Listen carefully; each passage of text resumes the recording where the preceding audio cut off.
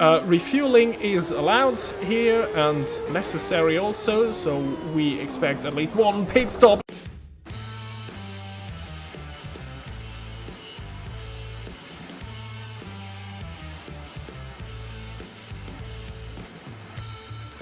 Hello and welcome back to the Sim Racing Time Machine. My name is Robin and I let you vote which season you want me to recreate next in Automobilista 2.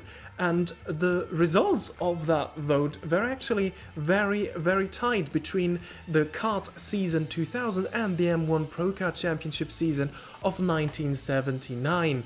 And kart just came out on top. Now, for those of you who are not familiar with that particular championship, well, see it as some sort of American Formula 1. Kart is pretty much the predecessor of modern IndyCar at a time where American open wheel racing was split into two different series. The Indy Racing League, mainly relying pretty much only on oval races at that time, and the kart championship, where all the big teams were, at least at the beginning of the split, and they were actually rivaling Formula 1 in terms of popularity and also the level of competition there. Now, the cars in kart were a bit slower over one lap compared to Formula 1 cars, which is due to lower power to weight ratio, but these are still spectacular machines. But actually, in terms of straight line speed, these cars were able to do much higher top speeds than Formula 1. At some of the oval races this season, we could get very close to that 400 kph mark. And now, let's add some big names to those great cars. Formula 1, well, rejects is a bit of a hard word. Well, people whose Formula 1 career was pretty much finished at this point continued on in kart and built sometimes successful careers here. Mauricio Gugelmin, Marc Blondel, to just name two. Then there are some drivers that later made it to Formula 1 and used kart sort of a segue towards Formula 1. Juan Pablo Montoya, one of the big names, but also Cristiano D'Amata, who you will see competing this season. And then there are some big names in American, or well, all of the Americas open wheel racing. So just Gilles de Ferran, Michael Andretti, or Elio Castroneves, to just name a few.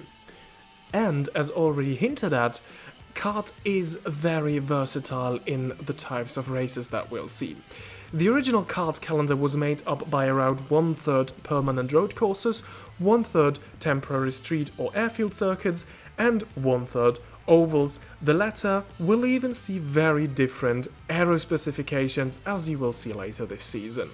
Now, of course, not all of the tracks are present in Automobilista 2, but some of them are, and for some I will have replacements, which will still bring up the calendar to 10 races, but I will not tell you all of the races, as we're gonna have some surprises in there, depending on the next content drops in Automobilista 2. Back to the car front, there are two different chassis that teams were able to choose either from Reina or Lola, and four different engine manufacturers, namely Ford, Toyota and Mercedes. Well, finally, one last thing to clarify before we get going with round one, which will take place at the streets of Long Beach, and the question needs to be asked: who will I be racing as? And I want to go a bit deeper into this because I want to talk a bit about the driver that I will be racing as, simply because I think he deserves a bit of a spotlight. I considered multiple options, but ultimately I went for the legend that is Roberto Moreno.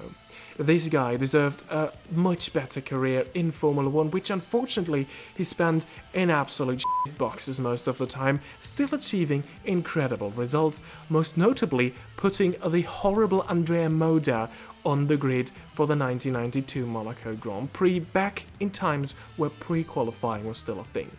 His CV in Formula 1 reads like the who is who of crappy teams in the late 80s and early 90s, with the names AGS, Coloni, Eurobron, and Andrea Moda, and Faulty all in there. I didn't even mention Minardi here because, compared to them, they are like the Ferrari team of Brown, Todd and Schumacher. In 1990, it looked like he got a bit of a break when he was signed up for Benetton when their driver Alessandro Nannini got injured in a helicopter crash. Moreno finished second on his first outing for the team and was retained for 1991, and just when it seemed that he got a break, he was shafted because Benetton wanted one Michael Schumacher in their car and made use of some odd loopholes in Moreno's contract. After another hopeless season with 40 in 1995, Moreno left F1 for good and started competing in North American single-seaters, doing quite well as a super sub, never really competing a full season.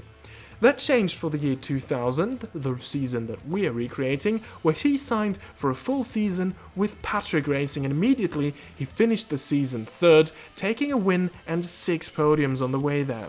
Unfortunately, that was his best season and he didn't manage to ever get that close to championship success ever again. After all that I read about Moreno now, also listening to the Beyond the Grid episode with him, all the hurdles that were put in his way trying to get to the top of motorsports without a sponsor and without a rich family, he still somewhat made his way, all while remaining kind and humble. So now it seems only natural to compete as him and try to win that kart championship in the year 2000, giving a late middle finger to Flavio Briatore and Tom Walkinshaw, who fired him mid-season almost 10 years prior to this season. As always, we'll be starting the races where Moreno started them in real life, which means we will go into this race from P8. The rest of the 27-car grid is on your screen right now, as finally we go racing at Long Beach. Well, and here we're rolling towards the start, as it usually is the case in American racing. It is a rolling start as the lights go green at Long Beach, and immediately we're alongside our teammate actually, Adrian Fernandez. So Patrick Racing 7th and 8th going down Shoreline Drive towards turn 1. Oh, and he gets very tired there. Actually, we have to go for a move that I initially didn't even want to go for, down the inside of Shinji Nakano to not run in the back of him, and just behind Gilles de Ferran, who later in real life would win the title. Down the inside him we go in one of the two Penske's. His teammate just ahead now as he made his way past. Well, he's actually still in an interesting fight, I think, with Kenny Bragg, who was a Swedish rookie that year. As Gilles de Ferran has a little look down the around the outside, has to back out of that move. Now we go towards another longer straight here. Long Beach, sometimes referred to as the Monaco of the West, and I think that is a bit unfairly because you can actually race and overtake at Long Beach. And the races here are usually quite exciting in my opinion, as you are quite able to see there. After lap 1, we're up from P8 to P5, and I guess that would be a good a goal, the top 12 in card score points. So we're right in the thick of it here, as we have a bit of a lock up into turn 1. It's a pretty short lap, just over 1 minute our lap time there. As we're still hunting down Kenny Bragg and Elio Castro Neves. Struggling a bit to get the power down here. Constantly also having a look in the mirrors because Gilles de Ferran is still quite close. And actually, as I run wide there, I really struggle to get the power down out of many of those corners. Very, very bumpy roads. Not happy with my setup actually, which is the default setup because I'm still very, very lazy in terms of setup. Usually I do quite okay with them. Here though, I'm struggling a lot, battling understeer in some of those corners, and really the power application is so difficult, as out of the final corner down Shoreline Drive, Gilles de Ferran puts a couple of car lengths on us as we enter lap 3 of this race, and the main goal is to stick with the Penske ahead of us now.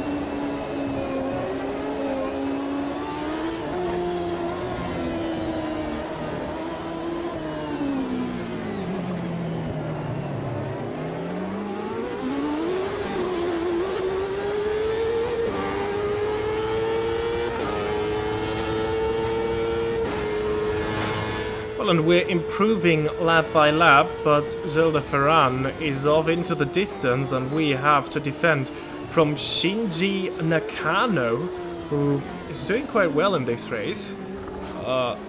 Somehow, he didn't have a great season back in the year 2000. He also is a rookie in his first season of kart racing. But he is putting a lot of pressure on us, and just behind him is our teammate Adrian Fernandez again.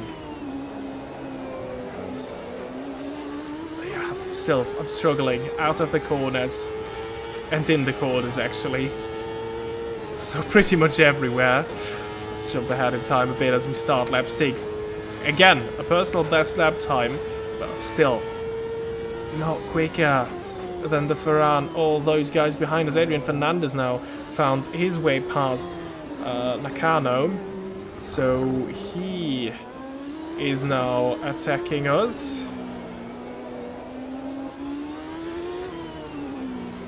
And again, personal best sector times, and Gilles de Ferran has not dropped us too far the last 2 laps, so maybe we are getting into the rhythm. Refueling is allowed here and necessary also, so we expect at least 1 pit stop as I get very close there to the tire. We'll just stay out of it, but our teammate says thank you very much, Mr. Moreno, and goes past up to P5 as we drop to 6th.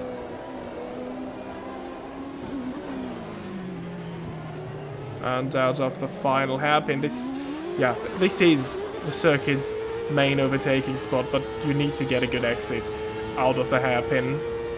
And you can see we're gaining on the straight actually. Slipstream is helping us, but nowhere near close enough because car application is just so difficult. I can't go so late on the brakes even. There was a bit of a squeal from the tire, but it just works.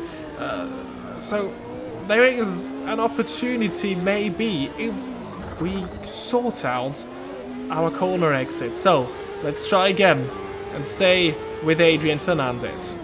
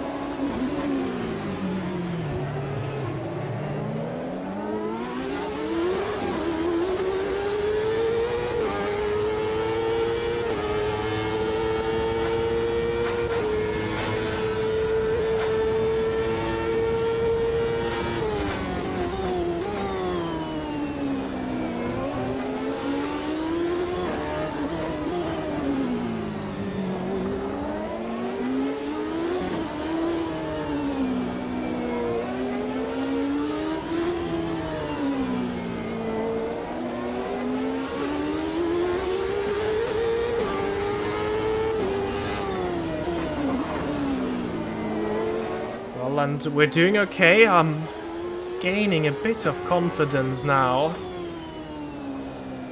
but still nowhere near close enough. And still Fernandez is getting away, you can see it. He's not getting away as quick as Gilles de Ferran did, for example, but no chance of making a move. And in our mirrors, Shinji Nakano is showing himself on. Oh, he brought he brought someone else with him. This is Paul Tracy, if I saw that correctly, in the mirrors from Team Green. One of the teams to watch out for. Strong pairing with Tracy and Franchitti.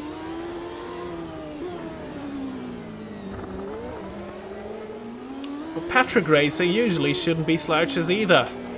And we're running 5th and 6th still. I mean, it feels pretty bad at the moment, but we're still on for a good result. And it's not like everybody is queuing up behind us. It's literally just these 2 cars, and then there is a bigger gap. So our pace is okay, I guess. But still, I want to go for more. And that is usually when it gets wrong. As I make contact with the wall, they're trying too hard to get early on the power.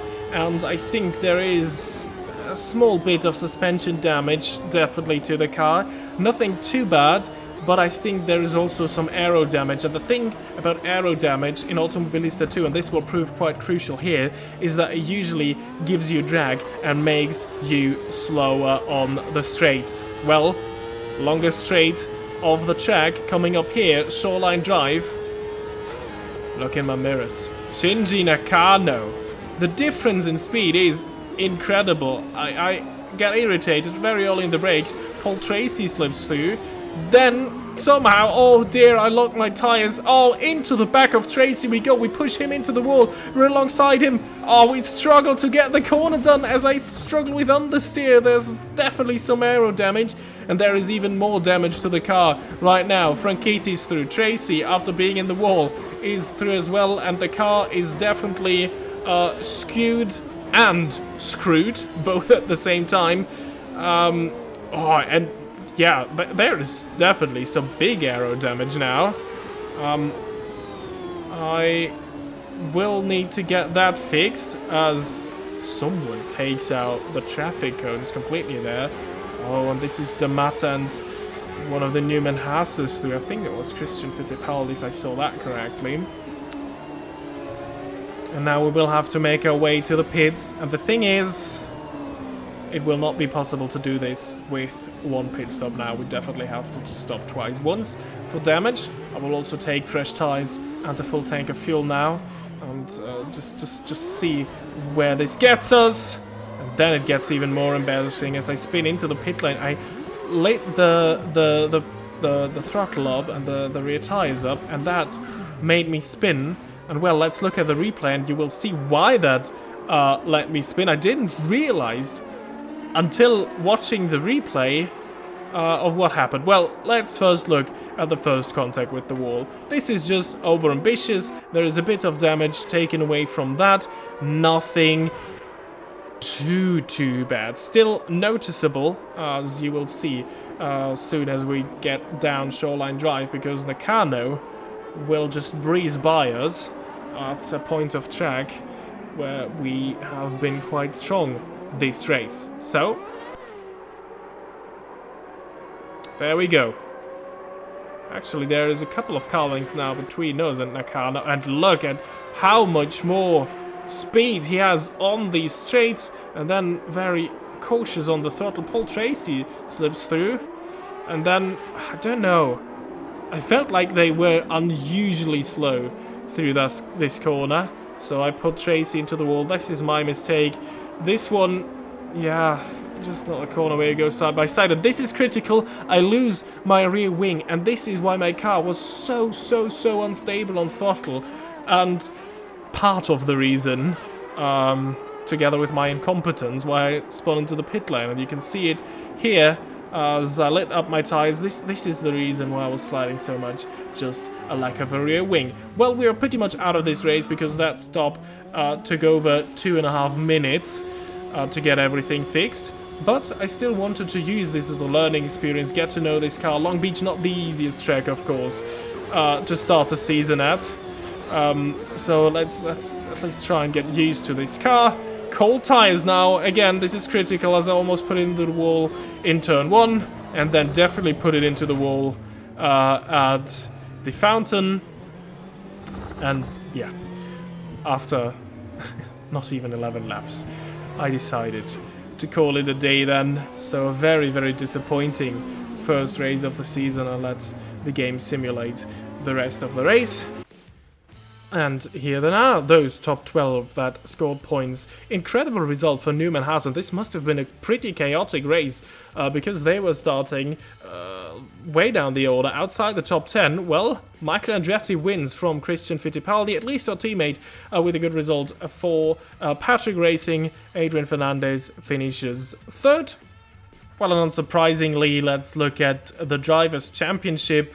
This is the same top 12 as we saw in the race results. And then there is something else. There is no Teams Championship, funnily enough, in kart, at least none that I know of and that you were able to find on Wikipedia. But there is a Nations and an Engine Cup. And how this works is that the top driver of each nation, the points that they scored, they are counted towards the Nations Cup. So only of the top driver the result is counted, but that still of course gives a huge advantage to those nations that have a lot of drivers in the championship, which is United States and Brazil. Some nations like Colombia and Spain, well, they only field one driver, so more difficult to score a lot of points for them because it's all of their eggs in one basket. And the same it works for the Engine Cups, and the results and standings of that you see on the screen right now.